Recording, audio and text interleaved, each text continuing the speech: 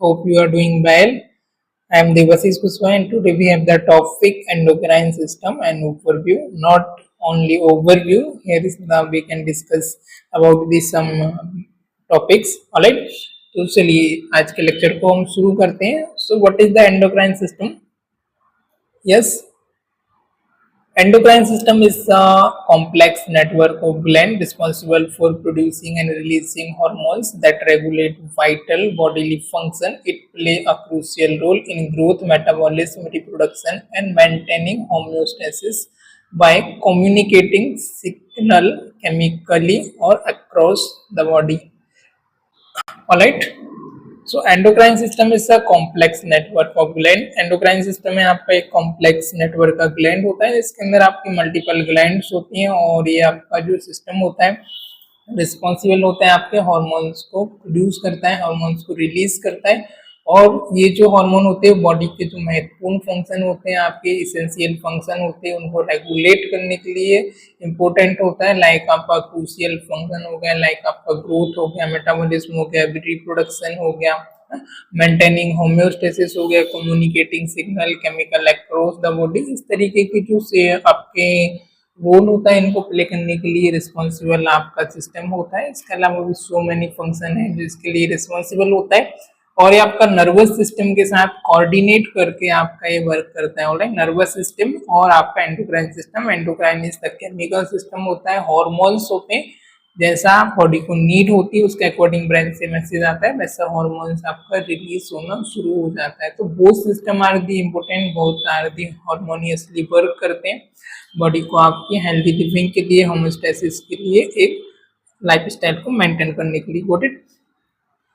Next, a key component include various glands like pituitary, thyroid and adrenal gland. अब इसमें key component आपकी कौन कौन सी glands आती हैं, लाइक आपका पिट्यूटरी हो गया, थायराइड हो गया, एड्रिनल ग्लैंड हो गया, पैनक्रियास हो गया, some of the reproductive organs in gland, testes and ovaries, call it, well as the hormones and receptor that enable targeted physiological response. इसके अलावा कुछ इसमें रिसेप्टर्स होते हैं, हार्मोन्स होते हैं, कुछ केमिकल मैसेंजर्स होते हैं जो कि मैसेज को रिसीव करते हैं हार्मोन के थ्रू और वैसा आपके ऑर्गन को मैसेज देते हैं, वैसा वो एक्ट करना, फिजियोलॉजिकल रिस्पॉन्स करना, टारगेटेड शुरू कर देता है. Alright, then understanding this system provide insight. ये सिस्टम को हम अंडरस्टैंड करके हमको एक इंसाइट प्रोवाइड करेगा इनटू अवर बॉडीज के बारे में, how to maintain, how to balance, how to respond external और इंटरनल रिस्पॉन्सेस के बारे में. सो ओवरऑल एंडोक्राइन सिस्टम इसी के बारे में होता है. This is the essential function and essential system of your human body. Regulation के लिए, बैलेंस के लिए, ग्रोथ के लिए, मेटाबॉलिज्म के लिए, रिप्रोडक्शन के लिए, सम ऑफ द होम्योस्टेसिस के लिए, केमिकल सिग्नल के लिए. दिस इज बॉडी के जो क्रूशियल फंक्शन होते हैं इसके लिए रिस्पॉन्सिबल होता है ऑल ओवर बॉडी के फंक्शन को रेगुलेट करने के लिए. Got it. So here is the second PPT is there.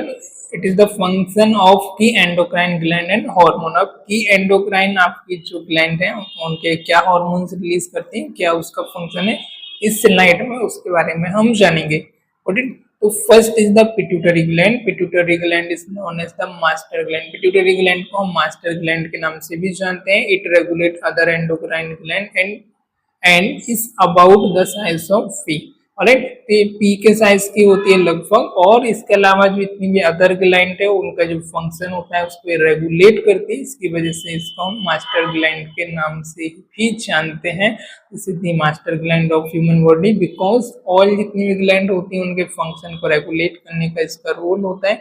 इसका जो साइज है लगभग एक पी के साइज का होता है. और second one is the thyroid gland. Thyroid gland के बारे में आपको पता होगा, already you aware of all this gland, right. First year anatomy subject में आपने जैसे कि या इसके पहले वाले आपने सब्जेक्ट में देखा होगा. राइट, तो आपका थायराइड ग्लैंड क्या होता है, लोकेटेड इन द नेक, जो कि आपके नेक में लोकेटेड होती है. ऑलराइट, एंटीरियर और पोस्टीरियर इसमें भी आपकी दो होती है. Thyroid gland is the located in the neck and it control metabolic rate, energy uses through the thyroid hormone. Right, so it is located in the neck. like neck में located होती है. it control metabolic rate. अब ये किसको control करती है, आपके metabolic rate को, एनर्जीज को, और यूज करती है आपके uses through थायराइड हार्मोन, और थायराइड हार्मोन के थ्रू उनको क्या करते हैं, यूज करते हैं। It is located in the neck, control metabolic जो रेट होता है, मेटाबॉलिक आपकी एनर्जी होती है एक्सेट्रा, उन सारी चीजों को इसका कंट्रोल करने का इसका रोल होता है। जो भी आपके थायराइड आपके हार्मोन्स होते हैं उनको ये यूज करती है। T3 T4 हो गया, थायरोक्सिन हो गया, TSH हो गया, तो ये सारे हार्मोन आपके थायराइड से रिलीज होते हैं आपके मेटाबॉलिज्म के लिए, ग्रोथ के लिए, फिजिकल ग्रोथ के लिए आपका रिस्पॉन्सिबल होती है, राइट। नेक्स्ट आपका adrenal gland. Adrenal gland sit atop the kidney, kidney के जस्ट ऊपर होती है, जस्ट अबव होती है, टॉप ऑफ द किडनी होती है। मैनेजिंग स्ट्रेस रिस्पॉन्स, जो कि आपका कॉर्टिसोल, एपिनेफ्रिन और नॉर एड्रेनालिन हार्मोन को रिलीज करती है, एड्रेनालिन नॉर एड्रेनालिन, ऑलराइट। तो ये हार्मोन के रिलीज करती है जो कि आपका रिस्पॉन्सिबल होता है। आपका कॉर्टिसोल आपका स्ट्रेस के लिए, फाइट एंड फ्लाइट के लिए, एड्रेनल आपका रिस्पॉन्सिबल होता है। जब भी आप किसी इमरजेंसी सिचुएशन में फंस जाते हैं तब आपको ये फाइट एंड फ्लाइट के रिस्पॉन्स में आपकी बॉडी को स्टिमुलेट करती है, आपकी मसल्स को क्या करती है, कॉन्ट्रैक्ट करती है, और वहां से आपको मूव करने के लिए, स्केप करने के लिए आपको ये करती है, आपको अलर्ट करती है। एज वेल आपके बॉडी का जो ब्लड सर्कुलेशन है उसको भी ये रेगुलेट करती है बाय द हार्मोन्स को रिलीज करके। एड्रेनालिन हो गया आपका, कॉर्टिसोल हो गया, जिससे स्ट्रेस हार्मोन, और जितना स्ट्रेस हार्मोन आपका रिलीज होता है उतना आपकी बॉडी को ये एक्टिव करता है, मसल को कॉन्ट्रैक्ट करता है, और उस सिचुएशन से, उस कंडीशन से आप स्केप करते हैं, ऑलराइट। तो हालांकि इसके बारे में मैंने हर मतलब सो मेनी टाइम्स मैंने एग्जांपल दिया, फिर भी दे देता हूँ टॉपिक आ गया है तो, ऑलराइट। तो क्या होता है, जब आप एकदम आप रास्ते से ईयरफोन लगा के बढ़िया वॉकिंग पे, जॉगिंग पे जा रहे थे और आपका बढ़िया वॉकिंग पर ध्यान था, म्यूजिक पर ध्यान था, एंजॉय करते हुए आप जा रहे थे, और रास्ते से आपने देखा कि आपकी तरफ एक कुत्ता भौंकने को, काटने को दौड़ने लगा है, ऑलराइट। तो उस समय आप क्या करेंगे, या तो आप पत्थर उठा के, डंडी उठा के कुत्ते को मारेंगे, या फिर आप भी दौड़ना शुरू कर देंगे, वहां से आप भाग जाएंगे। तो उस समय आपका क्या होगा, आपका फिजियोलॉजिकल और साइकोलॉजिकल दोनों आपकी बॉडी में रिस्पॉन्स देखने को मिलेंगे। फिजियोलॉजिकल आपका हार्ट रेट इंक्रीज हो जाएगा, आपको स्वेटिंग होगी, आपका ब्रीथिंग इंक्रीज हो जाएगा, आपकी जो प्यूपिल्स है वो आपके डायलेटेड हो जाएंगे, ऑलराइट। तो ये हो गया फिजियोलॉजी, मीन्स आपका फिजियोलॉजिकल। साइकोलॉजिकल आपको एकदम स्ट्रेस हो जाएगा, आप एकदम से अलर्ट हो जाएंगे, बहुत ज्यादा आप एंजियस हो जाएंगे, और उस सिचुएशन से आप स्केप करना चाहेंगे, alright. So this is the physiological और साइकोलॉजिकल वहां पर रिस्पॉन्स होता है। This is the response fight and flight, good it. Next है आपका पेनक्रियास एंड रिप्रोडक्टिव ग्लैंड। अब पेनक्रियास जो होता है, पेनक्रियास आपका रेगुलेट करते हैं आपके ब्लड शुगर को, जिसमें आपका ग्लूकोज होता है वो ग्लाइकोजन के फॉर्म में स्टोरेज होता है व्हेनेवर नेसेसरी होता है, जब आपका आपके सर्कुलेटरी सिस्टम में आपके ग्लूकोज को रिलीज करता है। ग्लूकोज नॉट ग्लूकोज, आपका जो हार्मोन, जो इंसुलिन होता है उसको रिलीज करता है, जो कि आपके ग्लूकोज को, आपके शुगर को मेंटेन करके रखता है, और उसके जो नॉर्मल लेवल है उसको मेंटेन करके रखता है सेल के साथ आपका बाइंड होके। इसके अलावा आपकी ओवरीज होती हैं, टेस्टिस होते हैं, जो कि मेल के जो प्राइमरी और सेकेंडरी कैरेक्टरिस्टिक होते हैं उनके लिए रिस्पॉन्सिबल होता है, ग्रोथ एंड डेवलपमेंट के लिए, जो भी सेक्सुअल डेवलपमेंट के लिए और रिप्रोडक्शन के लिए क्रूशियल होता है, इम्पोर्टेंट होता है। टेस्टिस आपके मेल्स में होते हैं, बाइलेटरल 2 टेस्टिस होते हैं। ऐसी सिमिलरली टेस्टिस द मेल गोनेट, और फीमेल जो गोनेट्स होती हैं वो आपकी ओवेरीज होती हैं, जो कि फीमेल में होती हैं, जो कि आपके बेबी के ग्रोथ एंड डेवलपमेंट के लिए, रिप्रोडक्टिव साइकिल के लिए रिस्पॉन्सिबल होती है, right. So this is the reproductive glands and their function and organs, alright. Next is the hormone receptor and pituitary gland function. अब hormone receptor and pituitary gland का क्या function है उसके बारे में हम जानेंगे। तो here is the anterior pituitary, posterior pituitary and thalamic connection, alright. तो एंटीरियर पिट्यूटरी में कौन कौन सी आपकी चीजें आ जाती है जो कि आपके प्रोड्यूस करती है हार्मोन को, such as hormone GH gonadotropin hormone, prolactin hormone, ACTH hormone, TSH hormone, FSH hormone, LH hormone, और targeting various organ, okay.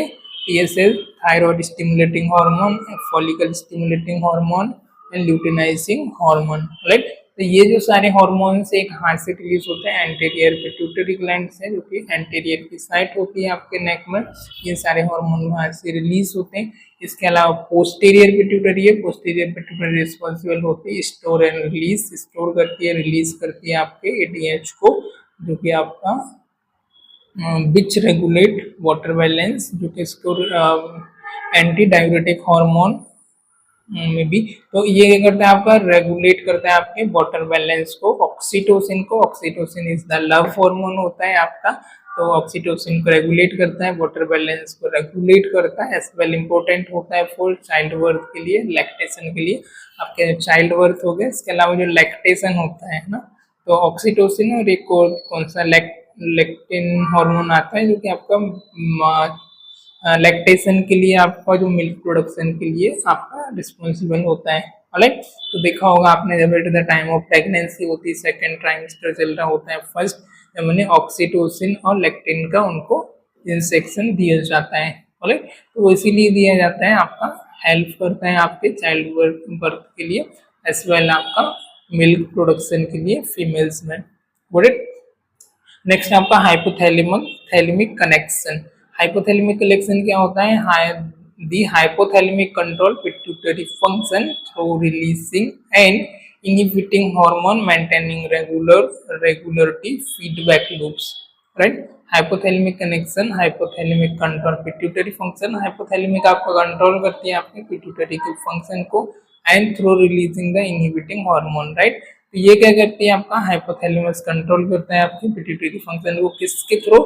Releasing and inhibiting hormone, release करता है और इनहिबिट करता है हार्मोन को। एक तो रिलीजिंग हार्मोन आता है जिससे आपके हार्मोन्स रिलीज होते हैं, दूसरा हार्मोन आता है जब आपका जो हार्मोन्स वो ज्यादा रिलीज होने लगे तो उनको इनहिबिट करना, इनहिबिट इन द सेंस उसको स्टॉप करना, उसको स्टॉप करने का हार्मोन भी रिलीज करता है और रिलीज करने के लिए भी हार्मोन को रिलीज करता है। मेंटेनिंग रेगुलेटरी फीडबैक, इसके अलावा जो रेगुलेटरी फीडबैक होता है आपका, फीडबैक जाता रहता है, उसके अकॉर्डिंग ही वर्क करता रहता है।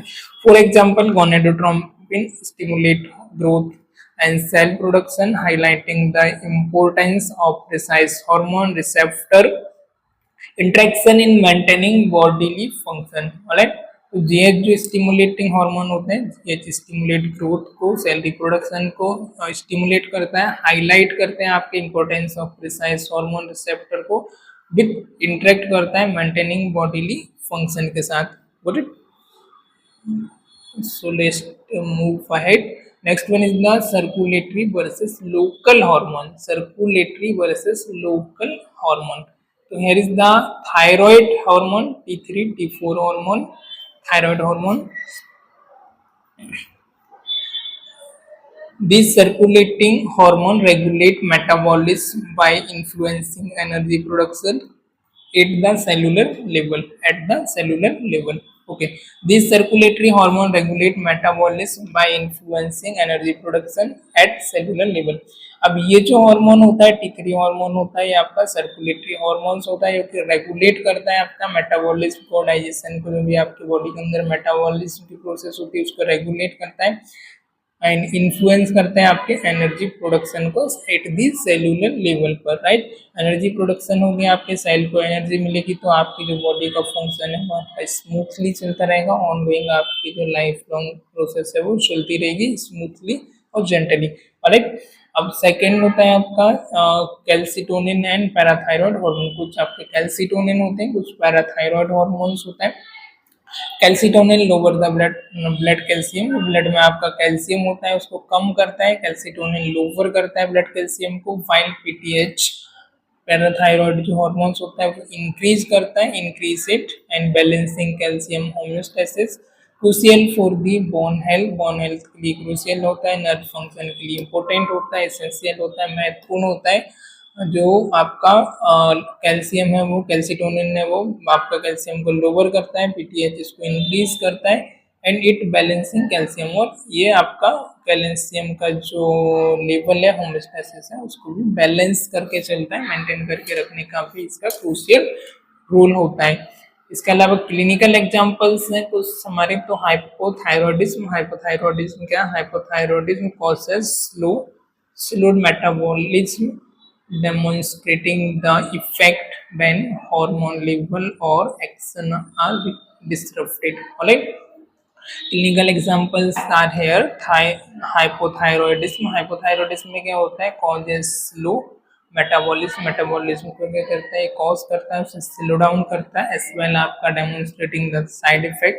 जो भी साइड इफेक्ट होते हैं उनको डेमोन्स्ट्रेट करता है व्हेन हार्मोन लेवल और एक्शन आर डिस्टर्ब. जब आपके हार्मोन्स का लेवल और एक्शन जो है डिस्टर्ब होता है, एट दैट टाइम ये क्या करता है? आपका मेटाबॉलिज्म को स्लो करता है, इसके इफेक्ट को डेमोन्स्ट्रेट करता है जब भी नेसेसरी होता है. राइट. तो here is the thyroid hormones जो कि आपका T3 T4 local hormone action near the cell and T4 hormone is there and calcium and hormone. Just a minute.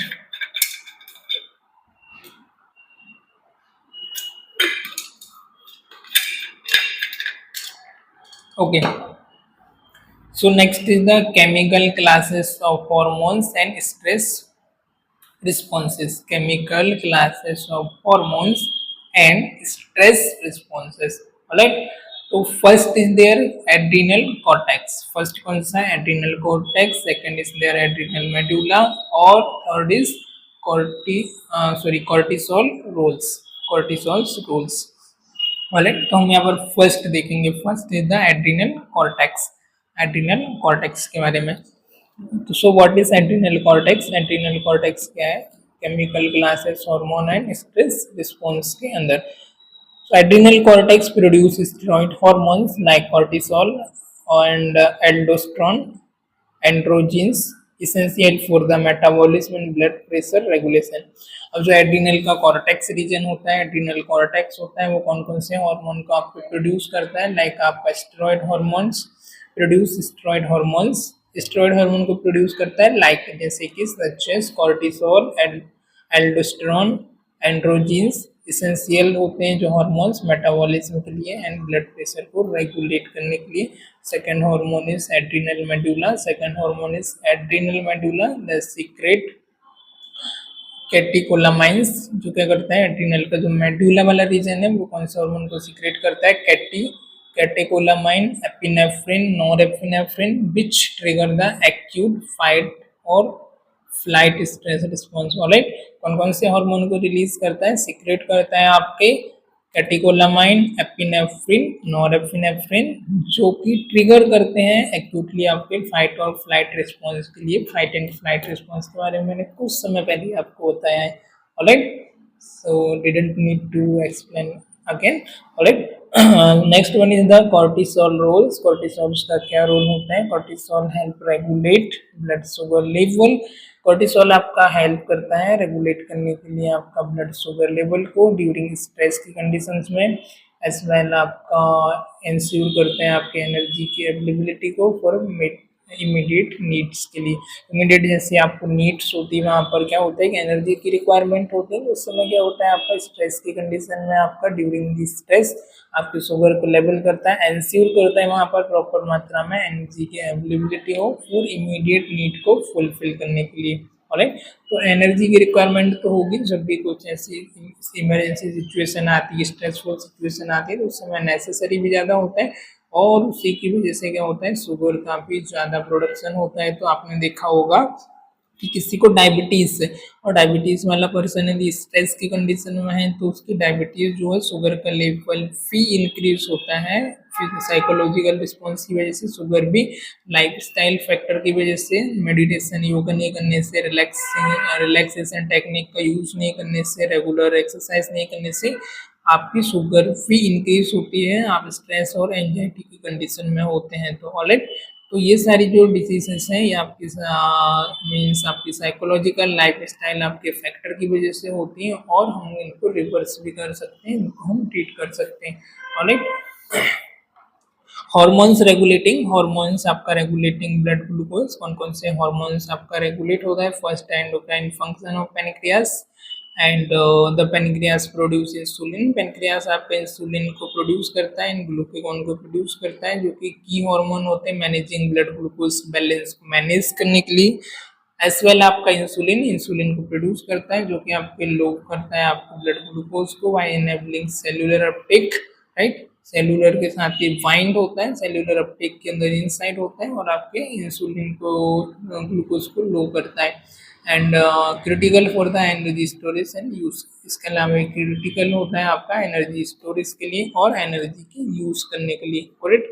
Second third one is the glucagon. Glucagon raises raises blood glucose by stimulating glycogen, right, glycogen breakdown। अब ये क्या करता है, glucagon आपका raise करता है आपके blood glucose को by the stimulating of glucagon. Glucagon को स्टिमुलेट करता है ब्रेक डाउन करने के लिए, एज वेल आपका एंश्योर करता है, सुनिश्चित करता है आपकी एनर्जी अवेलेबिलिटी को ड्यूरिंग फास्टिंग के समय ना। ऐसा नहीं कि आप 4-5 दिन खाना नहीं खा रहे हैं, आपने नवरात्रि में व्रत रख लिया, रोजे रख लिया, तो आप बिल्कुल ही काम नहीं कर पाएंगे, आप जस्ट शट डाउन हो जाएंगे, राइट। इस तरीके से नहीं होता है, एनर्जी को स्टोर करता है और जब नेसेसरी होता है वो आपको रिलीज करता है। ग्लूकेगॉन से आपका ग्लूकोज में कन्वर्ट होता है और आपकी बॉडी को एनर्जी देता है, उसे ब्रेक डाउन करता है ताकि वो नीड है उसको फुलफिल कर पाए, उसके बैलेंस को मेंटेन कर पाए at the time of fasting, good it. Fourth is the diabetes mellitus. Diabetes mellitus, a condition caused by insulin deficiency or resistance. It is a condition caused by insulin deficiency or resistance leading to impaired glucose regulation and serious health impact. Alright, एक condition होती है जो कि आपके cause करती है insulin deficiency को और रजिस्ट करती है, ये फर्दर लीड करती है आपका इम्पेयर्ड ग्लूकोज रेगुलेशन में, एज वेल आपका सीरियस हेल्थ इम्पैक्ट आपका इस पर हेल्थ पर इम्पैक्ट होता है। Here is the next slide. Here is the role of hypothalamus and reproduction hormones. Hypothalamus का क्या रोल है, रिप्रोडक्टिव ऑर्गन्स उनके क्या रोल्स है, इसके बारे में इस स्लाइड में हम देखेंगे। तो first is the ovary, second is the testis, third is secondary sex characteristics, alright.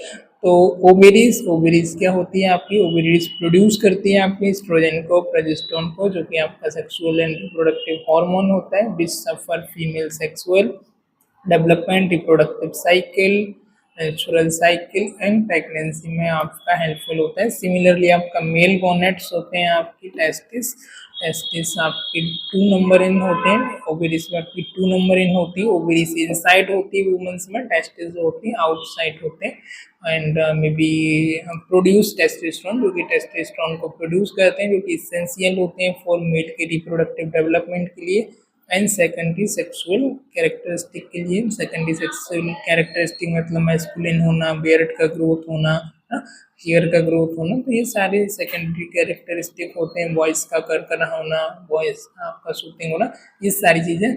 इसके अलावा आपका सेकेंडरी सेक्स कैरेक्टरिस्टिक मीन्स आपका इन्फ्लुएंस हार्मोन्स हो गया, लाइक आपका फिजिकल ट्रेट हो गया सच एज बॉडी हेयर है, वॉइस में चेंजेस होना, मसल्स टोन है, मस्कुलर डेवलपमेंट है, etcetera. For example oestrogen promote female reproductive development and maintain female health through life stages. Like example जैसे एस्ट्रोजन होता है जो आपको प्रमोट करता है रिप्रोडक्शन के लिए, रिप्रोडक्टिव के लिए, डेवलपमेंट के लिए, एज वेल आपका मेंटेन करता है फीमेल के हेल्थ को थ्रू आउट द लाइफ के डिफरेंट स्टेजेस में according to as.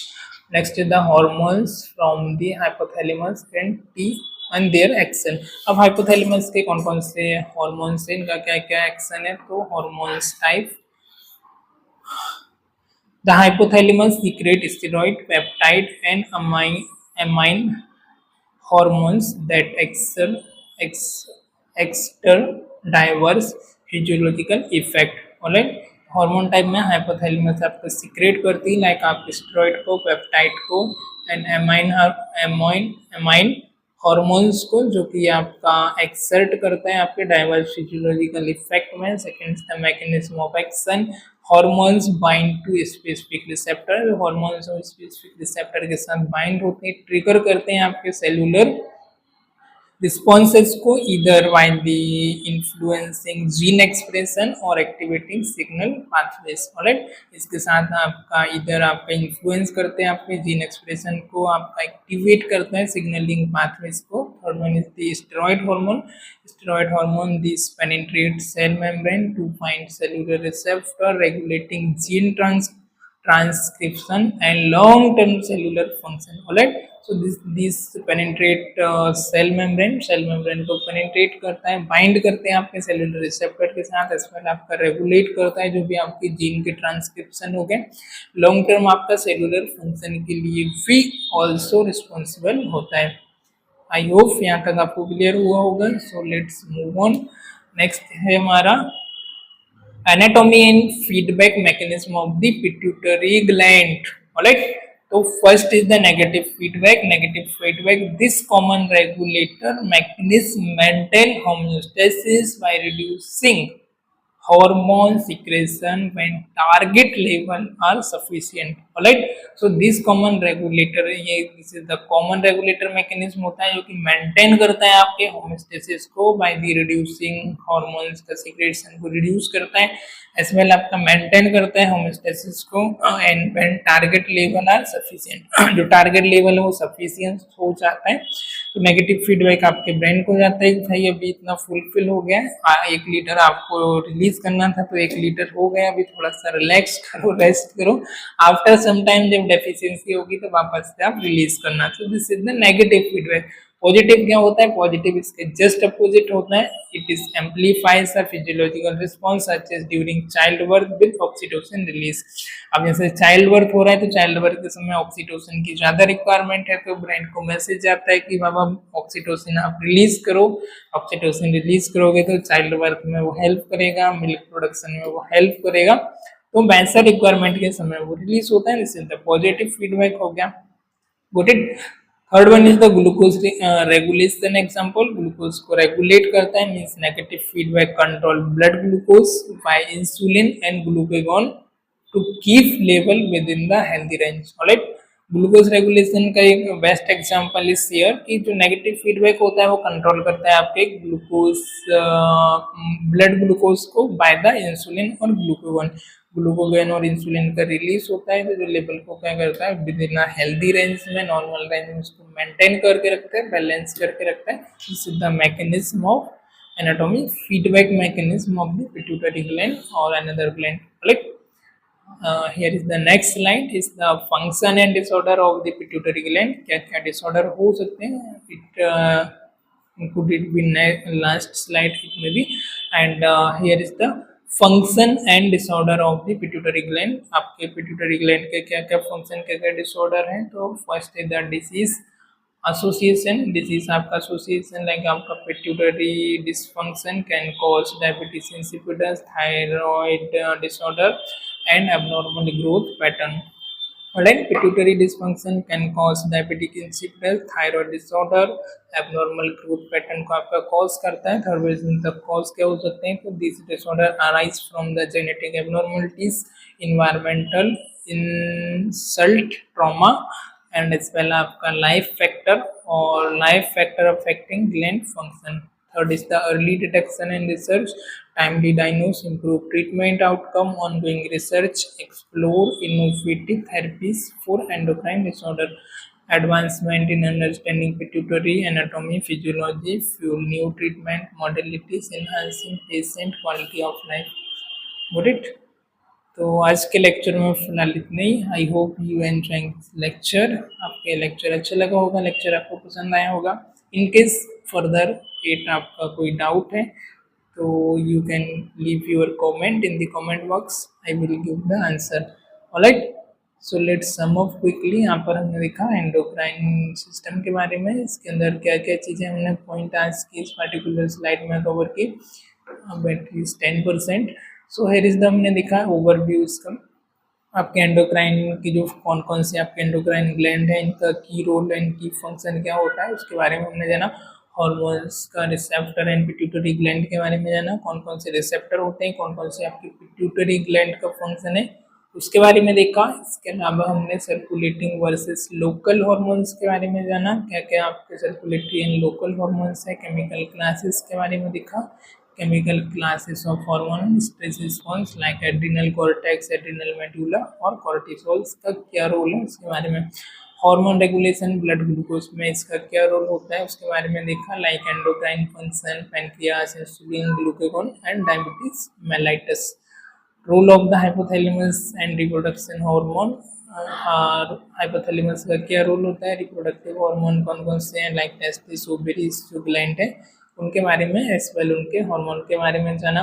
Hormone from the hypothalamus and their action, hypothalamus से कौन कौन से हार्मोन रिलीज होते हैं, उनका एक्शन क्या है, लाइक आपका हार्मोन टाइप्स के बारे में देखा, स्टेरॉयड हार्मोन के बारे में देखा, मैकेनिज्म ऑफ एक्शन के बारे में फिर जाना, एनाटॉमी एंड फीडबैक मैकेनिज्म के बारे में देखा, और पिट्यूटरी ग्लैंड के बारे में, इसमें नेगेटिव फीडबैक पॉजिटिव फीडबैक के बारे में हमने जाना, this is the important. Alright, then next mechanism there हमने देखा, last function and disorder of the pituitary gland.